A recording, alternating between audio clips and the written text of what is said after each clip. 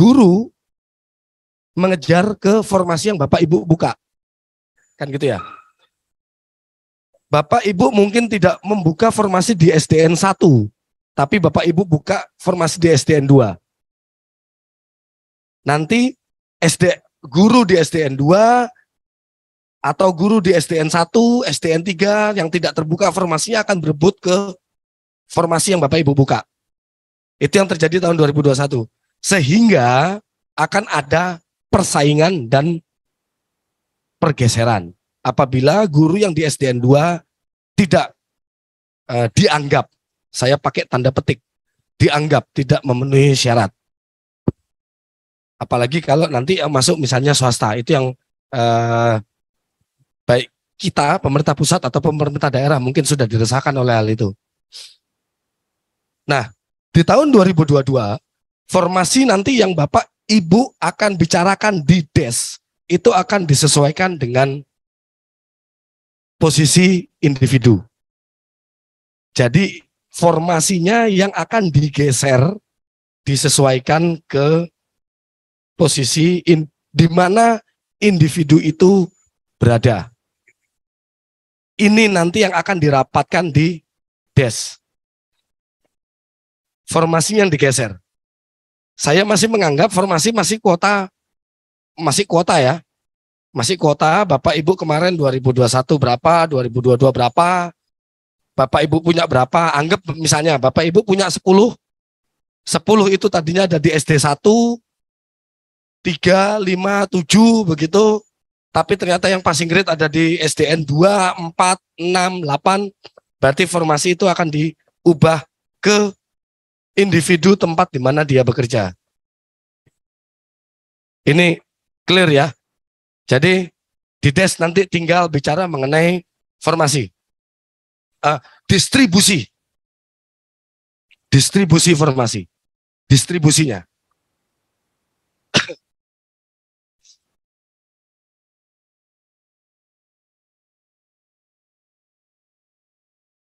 Ya, sebentar.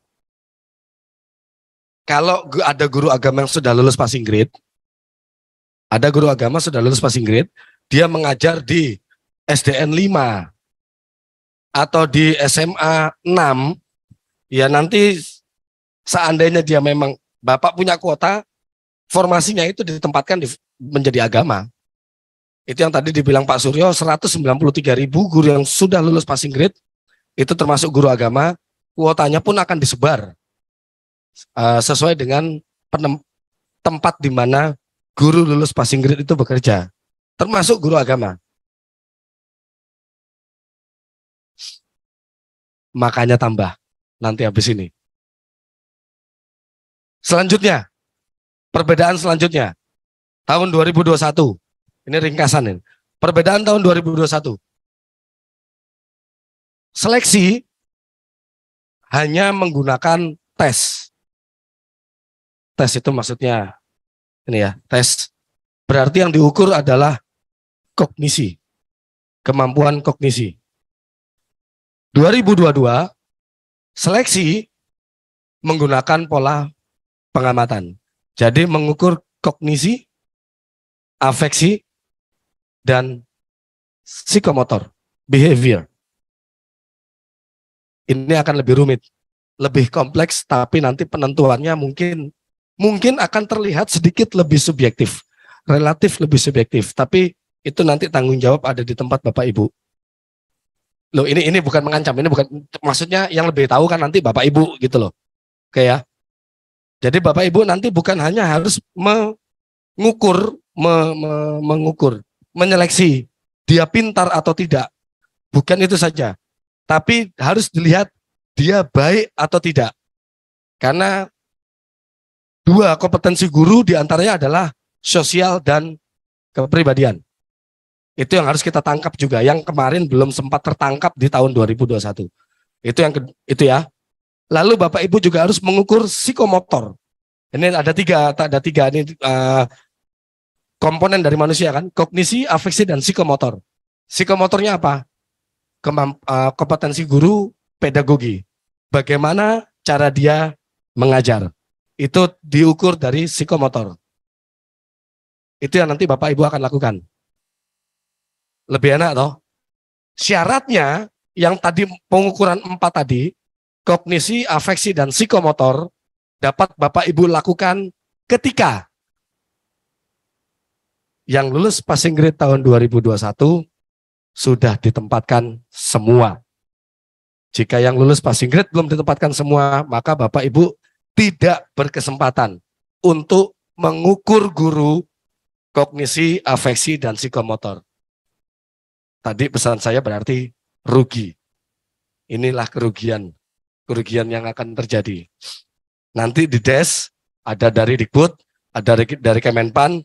Jika Bapak Ibu ingin bergerak juga ke pengamatan observasi, kognisi, afeksi, dan psikomotor, Bapak Ibu tinggal pilih bukan cuma milih ya, nanti tetap ada instrumennya. Cuma nanti yang ngisi instrumen nanti ya tetap tim dari pemerintah daerah. Jika Bapak Ibu ingin mengisi itu, maka selesaikan dulu passing grade-nya. Ya tentu saja dengan memperbanyak formasi. Next slide. Ini tadi yang dikatakan yang sudah dikatakan oleh Pak Suryo, tahun 2022 ada 3 mekanisme. Tiga mekanisme ini bersifat sequence, bukan paralel, sequence. Satu dulu passing grade habis. Jika masih ada kuota formasi, masuk kedua. Seleksi di sini tertulis kesesuaian verifikasi. Itu di Indonesia kan kesesuaian verifikasi. Menurut bahasa, kalau saya bilang pendeknya observasi. Kapan bisa observasi yang kedua? Jika yang satu selesai. Jika yang satu belum selesai, jangan harap bisa yang kedua. Jika yang kedua masih ada sisa formasi, bisa masuk yang ketiga. Seleksi tes. Tapi saya rasa mungkin Bapak Ibu semua ada yang berhenti di satu, ada yang lanjut ke yang kedua. Mudah-mudahan banyak lanjut yang kedua. Namun faktanya, coba next slide.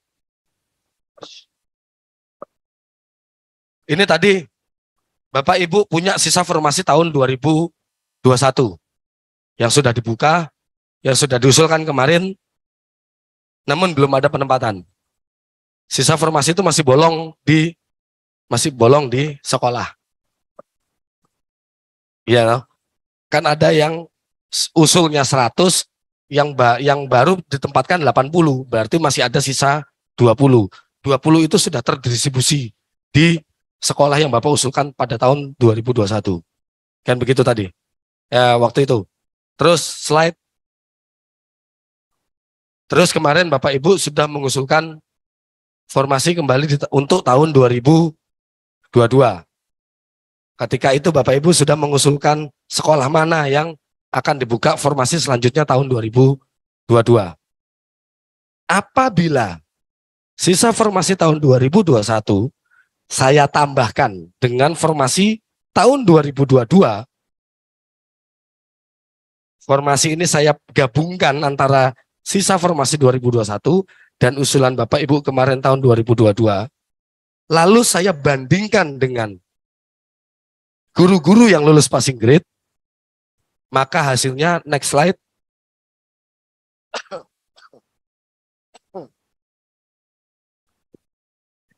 DIY peringkat 3 paling bawah, artinya lebih banyak daerah yang guru lulus passing grade-nya lebih tinggi dibandingkan dengan formasi 2021 plus 2022.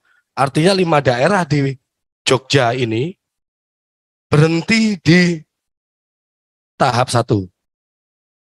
Dia tidak akan bisa melakukan tahap 2. Jika di DES nanti Bapak Ibu tidak menambah formasi. Jika di DES nanti Bapak Ibu ketemu dengan Kemenpan tidak menambah formasi, berarti 5 daerah di Jogja akan berhenti di tahap 1. Sisanya satu ini aman atau tidak aman ini? Ini warnanya enggak ini. Sisanya satu daerah di Jogja mungkin akan bisa masuk ke tahap kedua, observasi. Untuk Jawa Tengah hanya ada 4 daerah yang dapat melanjutkan sampai dengan observasi. 4 daerah di Jawa Tengah itu bisa menunjuk nanti guru-guru mana yang mau diangkat selanjutnya. Bukan kita nanti yang akan melakukan tes seleksi. Nanti Bapak Ibu yang melakukan pengamatan, Bapak Ibu yang melakukan Bapak Ibu yang nanti akan melakukan tes seleksi observasi. Saya bukan bilang tes, saya bilang seleksi. Nanti akan saya jelaskan apa perbedaan seleksi dengan tes. Lalu Kalimantan itu urutan mana? Kaltara Kalimantan Tengah itu ada di urutan atas, itu ada hijau, itu udah sangat banyak yang dapat dilakukan untuk observasi. Saya ucapkan selamat untuk Kalimantan Tengah dan apa nih? Kalimantan Tengah, Kalimantan Utara. Kita akan undang lagi nanti untuk koordinasi observasi. Ya, jadi untuk yang koordinasi saat ini kita bicara untuk yang tahap 1 dulu. Jika masih ada sisa formasi, nanti yang tahap 2 akan kita undang kembali. Bagaimana kita nanti akan melakukan observasi. Kalimantan Timur juga masih ada 2 daerah bisa melakukan observasi. Kalimantan Selatan masih ada 1 daerah. Yang merah-merah itu artinya guru yang lulus passing grade itu masih jauh lebih banyak dibandingkan dengan kuota formasi yang Bapak Ibu miliki. Semakin hijau, berarti kuota formasinya jauh lebih banyak dibandingkan guru yang lulus passing grade. Kalbar, mana? Oh iya, 4 daerah bisa. Oh, bukan 4 tambah 4 yang kuning itu. Jadi ada 8 daerah yang dapat melakukan observasi. Nanti akan saya jelaskan. Next slide.